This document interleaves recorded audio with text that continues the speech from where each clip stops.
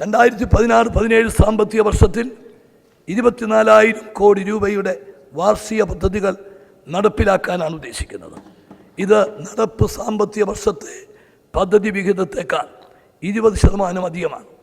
ഇതിനു പുറമെ 6,534.17 കോടി രൂപയുടെ കേന്ദ്ര സഹായം കൂടി സംസ്ഥാന ബഡ്ജറ്റിലൂടെ നടപ്പിലാക്കുമ്പോൾ ഫലത്തിൽ ആകെ പദ്ധതി വിഹിതം 30,534.17 കോടി രൂപയായിരിക്കും. ഇതിൻ്റെ 24.72% വരുന്ന 7,550.6 കോടി രൂപയുടെ വിവിധ പദ്ധതികൾ കേരള പെർസ്പെക്റ്റീവ് പ്ലാൻ 2030 ഉൾപ്പെട്ടതാണ്. തിരുവനന്തപുരത്തെയും കോഴിക്കോട്ടെയും ലൈറ്റ് മെട്രോ സംവിധാനം, വിഴിഞ്ഞം അന്താരാഷ്ട്ര ആഴക്കടൽ വിവിധോദ്ദേശ തുറമുഖം, Kochi metro, Kannur airport, mobility hub, suburban rail corridor, 35ാം ദേശീയ games annuity scheme, industrial development zone, ഭൂമി ഏറ്റെടുക്കലും അടിസ്ഥാന സൗകര്യ വികസനവും, കൊല്ലം ആലപ്പുഴ NH ബൈപ്പാസ്, പാലക്കാട് പുതിയ IIT, transcript 2, Palakkad mega food park, ഒറ്റപ്പാലത്തെ ഡിഫൻസ് പാർക്ക്, കൊച്ചിയിലെ പെട്രോ കെമിക്കൽ പാർക്ക്, കൊച്ചിയിലെ ഇലക്ട്രോണിക് ഹാർഡ്വെയർ പാർക്ക്, കൊച്ചിയിലെ സംയോജിത ജലഗതാഗത സംവിധാനം, ബേക്കലിൽ എയർ സ്ട്രിപ്പ് സ്ഥാപിക്കൽ എന്നിവയാണ് തിരഞ്ഞെടുക്കപ്പെട്ട പദ്ധതികൾ. കൃഷി സംസ്ഥാന പദ്ധതി വിഹിതമായി 547.36 കോടി രൂപയും കേന്ദ്ര സഹായമായി 216.85 കോടി രൂപയും ചേർത്ത് 764.21 കോടി രൂപ കാർഷിക മേഖലയ്ക്കായി മാറ്റിവെക്കുന്നു. കൃഷിയുടെ ഉൽപ്പാദനക്ഷമതയ്ക്കും മൊത്തത്തിലുള്ള കൃഷി ഉൽപ്പാദനത്തിനും ഗുണനിലവാരമുള്ള നടീൽ വസ്തുക്കളുടെ ലഭ്യത അത്യന്താപേക്ഷിതമാണ്. ഗുണമേന്മയുള്ള നടീൽ വസ്തുക്കളുടെ ഉൽപ്പാദനത്തിനും വിതരണത്തിനുമായി 20 കോടി രൂപ നീക്കിവെക്കുന്നു. സുസ്ഥിര നെൽകൃഷി വികസനത്തിന് 27 കോടി രൂപയും ഗ്രൂപ്പ് ഫാമിംഗ് പ്രവർത്തനത്തിന് സഹായമായി പാടശേഖര സമിതികൾക്ക് 4.5 കോടി രൂപയും ഉൾപ്പെടെ നെൽകൃഷി വികസനത്തിനായി 35 കോടി രൂപ വകയിരുത്തുന്നു. എല്ലാ വീടുകളിലും അടുക്കളത്തോട്ടങ്ങൾ ഉണ്ടാക്കാൻ പച്ചക്കറി വിത്തുകൾ, പൈപ്പ് കമ്പോസ്റ്റ് എന്നിവ ത്രിതല പഞ്ചായത്തുകളിലൂടെ സൗജന്യമായി നൽകുന്നതാണ്. പച്ചക്കറി ഉൽപ്പാദനത്തിൽ സ്വയം പര്യാപ്തത കൈവരിക്കുന്നതിനായി പഞ്ചായത്ത് തലത്തിൽ സംയോജിത പദ്ധതി 2012-13 ആരംഭിക്കുകയുണ്ടായി. ഈ പദ്ധതി ഒരു വൻ വിജയമായിരുന്നു. 2016-17 ഈ പദ്ധതിയുടെ ശാക്തീകരണത്തിനായി 74.3 കോടി രൂപയുടെ വർദ്ധിപ്പിച്ച വിഹിതം വകയിരുത്തിയിട്ടുണ്ട്. സംസ്ഥാനത്തെ കാർഷിക മേഖലയിലെ വിപണികളുടെ വികസനത്തിനും സംഭരണശാലകൾ, ബയോ ഇൻപുട്ട് സെൻ്ററുകൾ, കാർഷിക സേവന കേന്ദ്രങ്ങളുടെ അടിസ്ഥാന സൗകര്യം, പ്ലാന്റ് ക്ലിനിക്കുകൾ എന്നിവ കൂടുതൽ വികസിപ്പിക്കുന്നതിനുമായി ഒരു പുതിയ സംസ്ഥാന പദ്ധതി രൂപീകരിക്കുന്നതാണ്. അതിനായി 5 കോടി രൂപ വകയിരുത്തുന്നു.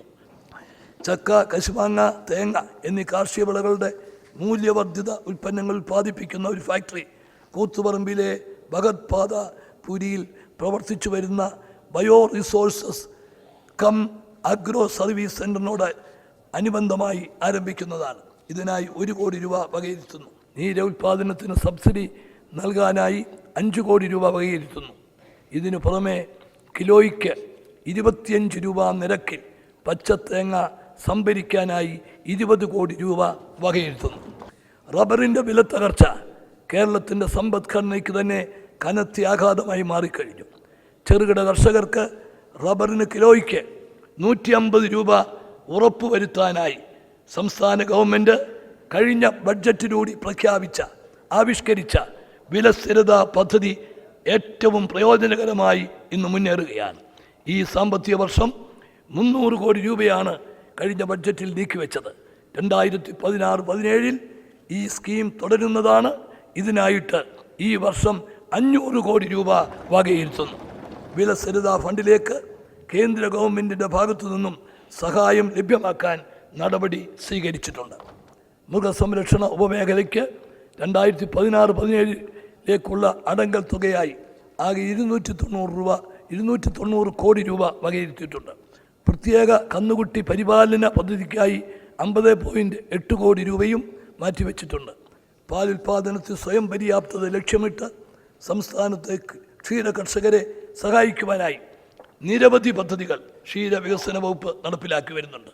ഈ മേഖലയ്ക്കായി 16-17 ആകെ 92.5 കോടി രൂപ വകയിരുത്തിയിട്ടുണ്ട്.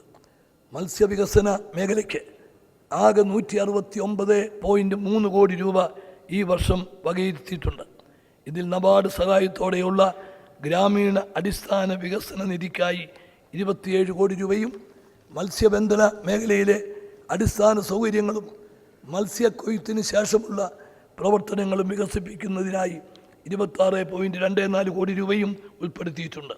വനിതാ മത്സ്യത്തൊഴിലാളികൾക്കുള്ള പ്രവർത്തന മൂലധനമായി 2.5 കോടി രൂപ മാറ്റിവെച്ചിരിക്കുന്നു. ഉൾനാടൻ മത്സ്യത്തൊഴിലാളി വികസന ക്ഷേമ സഹകരണ സംഘങ്ങൾക്ക് പ്രവർത്തന മൂലധനമായി 10 കോടി രൂപ അനുവദിക്കുന്നു. മത്സ്യത്തൊഴിലാളികൾക്കുള്ള ദുരിതാശ്വാസ സഹായം 1800 രൂപയിൽ നിന്നും 2700 രൂപയായി ഈ ഗവൺമെൻറ് വർദ്ധിപ്പിച്ചിട്ടുണ്ട്. ജൈവ വൈവിധ്യ സംരക്ഷണവും സംരക്ഷിത പ്രദേശ പരിപാലനത്തിനുമായി 43.46 കോടി രൂപ വകയിരുത്തിയിട്ടുണ്ട്. ഇക്കോ ടൂറിസത്തിൽ പെടുത്തി വന്യജീവി സംരക്ഷണ കേന്ദ്രങ്ങൾക്കും ദേശീയ പാർക്കുകൾക്കും പുറത്തുമുള്ള പ്രദേശങ്ങളിലും ചുറ്റുപാടുമുള്ള പ്രദേശങ്ങളിലും പരിസ്ഥിതി സംരക്ഷണത്തിനുള്ള അവബോധം വളർത്തുന്നതിന് വനസംരക്ഷണ സമിതി പോലുള്ള വിവിധ ഗ്രൂപ്പുകളെ പ്രോത്സാഹിപ്പിക്കുന്നതിന് 8.2 കോടി രൂപ വകയിരുത്തുന്നു.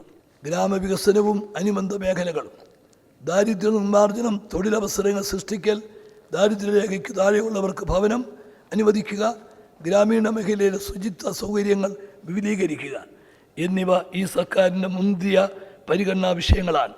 ഈ മേഖലയ്ക്ക് സംസ്ഥാന വിഹിതമായി 1323.74 കോടി രൂപയും കേന്ദ്ര വിഹിതമായി 2733.66 കോടി രൂപയും ഉൾപ്പെടെ ആകെ 4057.4 കോടി രൂപയും വകയിരുത്തിയിട്ടുണ്ട്. തൊഴിലുറപ്പ് പദ്ധതിയിൽ അംഗനവാടി കെട്ടിടം, സാനിറ്ററി ലാട്രിൻ, സർക്കാർ സ്കൂൾ കെട്ടിടം, പഞ്ചായത്ത് കെട്ടിടം, സംഭരണശാലകൾ, ജലസുരക്ഷാ സംവിധാനം തുടങ്ങിയ ഗ്രാമീണ ആസ്തികൾ നിർമ്മിക്കുന്നതിന് ഊന്നൽ നൽകും. ഇതിന് അനുവദനീയമായ മെറ്റീരിയൽ ഘടകത്തിന് ഉപരിയായി വരുന്ന ചെലവ് സംസ്ഥാന സർക്കാർ വഹിക്കുന്നതാണ്. 60% വേജസ് കോമ്പണൻറ്റും 40% മാത്രമേ മെറ്റീരിയലിന് അനുവദിച്ചിട്ടുള്ളൂ. അതിനു മുകളിൽ വരുന്ന ചെലവ് ഈ കാര്യങ്ങൾ നിർമ്മിക്കുന്നതിന് വേണ്ടി സംസ്ഥാന ഗവൺമെൻറ് അത് വഹിക്കുന്നതാണ്. 2016-17 ഏകദേശം 500 ലക്ഷം തൊഴിൽ ദിനങ്ങൾ സൃഷ്ടിച്ച് 8.33 ലക്ഷം കുടുംബങ്ങൾക്ക് ഈ പദ്ധതിയുടെ പ്രയോജനം ലഭിക്കുമെന്ന് പ്രതീക്ഷിക്കുന്നു. ഇതിനുള്ള 10% വിഹിതമായി 50 കോടി രൂപ ബഡ്ജറ്റ് വകയിരുത്തുന്നു. മഹാത്മാഗാന്ധി ദേശീയ ഗ്രാമീണ തൊഴിലുറപ്പ് പദ്ധതി വിപുലപ്പെടുത്തുന്നത് സംബന്ധിച്ച് ഗവേഷണവും പഠനവും നടത്തുവാനായി 50 ലക്ഷം രൂപ വകയിരുത്തിയിട്ടുണ്ട്. ഇന്ദിരാ ആവാസ് യോജന പദ്ധതി പ്രകാരം ഭവന നിർമ്മാണത്തിനായി കേന്ദ്ര സർക്കാർ നിശ്ചയിച്ചിട്ടുള്ള തുക വാസയോഗ്യമായ വീട് നിർമ്മാണത്തിന് അപര്യാപ്തമാണ്. ആകയാൽ എല്ലാവർക്കും വീട് IAY പദ്ധതിക്ക് സംസ്ഥാനത്തിൻ്റെ അധിക ധനസഹായമായി 25 കോടി രൂപ കൂടി അനുവദിച്ചിരിക്കുന്നു. വീടുകളിലെ വൈദ്യുതി ഉപഭോഗം കാര്യക്ഷമവും ലാഭകരവുമാക്കുവാൻ ലക്ഷ്യമിട്ടിട്ടുള്ള പദ്ധതി ലാഭപ്രഭ സീസൺ 3 നടപ്പിലാക്കും. ഓരോ വീട്ടിലും 9 വാട്ടിൻ്റെ 2 LED ബൾബുകൾ സൗജന്യ വിലയ്ക്ക് ഈ പരിപാടിയിലൂടെ ലഭിക്കും. പ്രതിവർഷം ഏകദേശം 400 ദശലക്ഷം യൂണിറ്റും പീക്ക് സമയത്തെ ആവശ്യകത 300 മെഗാവാട്ടും കുറവ് പ്രതീക്ഷിക്കുന്ന ഈ പരിപാടിക്ക് 150 കോടി രൂപ ചെലവ് പ്രതീക്ഷിക്കുന്നു. പാരമ്പര്യേതര ഊർജ്ജ സ്രോതസ്സുകൾ പ്രചരിപ്പിക്കുകയും നടപ്പിലാക്കുകയും ചെയ്യുന്ന സംസ്ഥാനത്തെ നോഡൽ ഏജൻസിയാണ് അനർട്ട്. അനർട്ടിൻ്റെ വിവിധ പദ്ധതികൾക്കായി 43.88 കോടി രൂപ ഈ ബഡ്ജറ്റിൽ നീക്കിവെക്കുന്നു. ഇൻഡസ്ട്രിയൽ പാർക്കുകളുടെ വികസനത്തിന് PPP മാതൃകയിൽ ഒരു പുതിയ പദ്ധതി ആരംഭിക്കുന്നതാണ്. ഇതിനുവേണ്ടി അനുവദിക്കുന്ന തുക സ്വകാര്യ വ്യക്തികളുടെ സ്ഥലത്ത് വ്യവസായ പാർക്കുകൾ, പ്ലോട്ടുകൾ, എസ്റ്റേറ്റുകൾ എന്നിവ പ്രോത്സാഹിപ്പിക്കുന്ന ഈ പദ്ധതിക്ക് 2 കോടി രൂപ വകയിരുത്തുന്നു. നൂതനാശയങ്ങളും സംരംഭകത്വവും പ്രോത്സാഹിപ്പിക്കുന്നതിനുള്ള സ്റ്റാർട്ടപ്പുകളുടെ മുന്നേറ്റത്തിനായി ബിസിനസ് ഇൻക്യുബേഷൻ സെൻ്ററുകളുടെ ശൃംഖല സ്ഥാപിക്കുവാൻ സർക്കാർ ഉദ്ദേശിക്കുന്നു. ഇതിനുള്ള കേന്ദ്ര പദ്ധതിയാണ് ആസ്പെയർ. ഇതിനുള്ള പ്ലാന്റിൻ്റെയും മെഷീനറിയുടെയും ചെലവിൻ്റെ 50% ഒറ്റത്തവണയായി ഭാരത് സർക്കാർ നൽകുന്നതാണ്. ഈ തുക നിലവിലുള്ളവർക്ക് 30 ലക്ഷവും പുതിയവയ്ക്ക് 1 കോടിയുമായി നിജപ്പെടുത്തിയിരിക്കുന്നു. ബാക്കി തുക സംസ്ഥാന സർക്കാർ വഹിക്കുന്നതാണ്. ഇതിനായി ടോക്കൺ പ്രൊവിഷൻ വകയിരുത്തുന്നു. വാണിജ്യ വികസനത്തിന് 3.5 കോടി രൂപയും കരകൗശലത്തിന് 5.5 കോടി രൂപയും കൈത്തറിയും യന്ത്രത്തറിക്കും 70.73 കോടി രൂപയും കയർ വ്യവസായത്തിന് 117 കോടി രൂപയും ഖാദി വില്ലേജ് വ്യവസായത്തിന് 13.99 കോടി രൂപയും കശുവണ്ടി വ്യവസായത്തിന് 45 കോടി രൂപയും 15-16 സാമ്പത്തിക വർഷത്തെ ബഡ്ജറ്റിൽ ഉൾപ്പെടുത്തിയിരുന്നു. അതിനേക്കാൾ കൂടിയ തുക തുടർന്ന് വെക്കുന്നതാണ്. വിവരസാങ്കേതിക വിദ്യാമേഖലയ്ക്ക് വേണ്ടി 452.87 കോടി രൂപ വകയിരുത്തുന്നു. ഇതിൽ കേരള സംസ്ഥാന സാങ്കേതിക മിഷന് 94.59 കോടി രൂപയും അക്ഷയ പദ്ധതിക്ക് 3 കോടി രൂപയും ദേശീയ ഇ ഗവേണൻസ് ആക്ഷൻ പദ്ധതിക്ക് 36.15 കോടി രൂപയും Indian institute of information technology and മാനേജ്മെൻറ്റിന് 35 കോടി രൂപയും international centre for free and open sources സോഫ്റ്റ്വെയറിന് 2.2 കോടി രൂപയും ടെക്നോ പാർക്കിന് 7.6 കോടി രൂപയും ഇൻഫോ പാർക്കിന് 61.61 കോടി രൂപയും സൈബർ പാർക്കിന് 25.68 കോടി രൂപയും കേരള സ്റ്റേറ്റ് ഇൻഫർമേഷൻ ടെക്നോളജി ഇൻഫ്രാസ്ട്രക്ചറിന് 57.8 കോടി രൂപയും പാലായിലെ Indian institute of information technology കേരളയ്ക്ക് 5 കോടി രൂപയും വകയിരുത്തുന്നു. യുവതലമുറയിലെ വിരുദ്ധധാരികളുടെ മനോഭാവത്തിലുണ്ടായ മാറ്റത്തിന് ശക്തി പകരാൻ സംസ്ഥാന സർക്കാർ പ്രധാന പങ്ക് വഹിക്കാൻ ഉദ്ദേശിക്കുന്നു. ഒരു പുതിയ എക്കോസിസ്റ്റത്തിൽ ഇൻക്യുബേഷൻസ് നടപ്പിലാക്കാൻ ഉദ്ദേശിക്കുന്നു. അതിനായി കളമശ്ശേരിയിലെ കിൻഫ്ര ഹൈടെക് പാർക്കിൽ ടെക്നോളജി ഇന്നൊവേഷൻ സോൺ ആരംഭിച്ചു കഴിഞ്ഞു. ടെക്നോളജി ഇന്നൊവേഷൻ സോൺ നടത്തുന്നതിനായി ടെക്നോ പാർക്ക് ടെക്നോളജി ബിസിനസ് ഇൻക്യുബേറ്ററിന് 60 കോടി രൂപ വകയിരുത്തുന്നു. ഈ സർക്കാർ ഏറ്റെടുത്ത് നടപ്പിലാക്കിയ സീപോർട്ട് എയർപോർട്ട് റോഡിൻ്റെ 2ാം ഘട്ടം കളമശ്ശേരി NAD ജംഗ്ഷൻ വരെ പൂർത്തിയായി വരുന്നു. 3ാം ഘട്ടം കളമശ്ശേരി NAD ജംഗ്ഷൻ മുതൽ നെടുമ്പാശ്ശേരി വിമാനത്താവളം വരെയുള്ള റോഡിൻ്റെ നിർമ്മാണം ഈ വർഷം ആരംഭിക്കുന്നതാണ്. ഇതിനായി സ്ഥലമേറ്റെടുക്കൽ ഉൾപ്പെടെ ഏകദേശം 350 കോടി രൂപ ചെലവ് പ്രതീക്ഷിക്കുന്നു. ഇതിനായി ഈ വർഷം 100 കോടി രൂപ വകയിരുത്തുന്നു. സ്കൂളുകളിലെ അടിസ്ഥാന സൗകര്യങ്ങൾ മെച്ചപ്പെടുത്തുന്നതിന് 64.45 കോടി രൂപയും വിദ്യാഭ്യാസ രംഗത്തെ മികവ് ഉറപ്പാക്കാൻ 10.66 കോടി രൂപയും വിദ്യാർത്ഥികളെ ലക്ഷ്യമിട്ടുള്ള മറ്റ് പ്രവർത്തനങ്ങൾ നടത്താൻ 40.1 കോടി രൂപയും നീക്കിവെക്കുന്നു. സംസ്ഥാനത്തെ 100 സ്കൂളുകളെ അന്താരാഷ്ട്ര നിലവാരത്തിലേക്ക് ഉയർത്തുന്നതിനായി 14 കോടി രൂപ മാറ്റിവെക്കുന്നു. തിരുവനന്തപുരത്തെ GV രാജ സ്പോർട്സ് സ്കൂൾ, കണ്ണൂർ സ്പോർട്സ് ഡിവിഷൻ്റെ കീഴിലുള്ള GVHSS കണ്ണൂർ എന്നിവിടങ്ങളിൽ അടിസ്ഥാന സൗകര്യ വികസനത്തിനായി 17 കോടി രൂപ വകയിരുത്തുന്നു. അവയവമാറ്റ ശസ്ത്രക്രിയയിലൂടെ വെച്ചുപിടിപ്പിക്കുന്ന പദ്ധതിക്ക് മൃതസഞ്ജീവനി 2 കോടി രൂപ നീക്കിവെക്കുന്നു.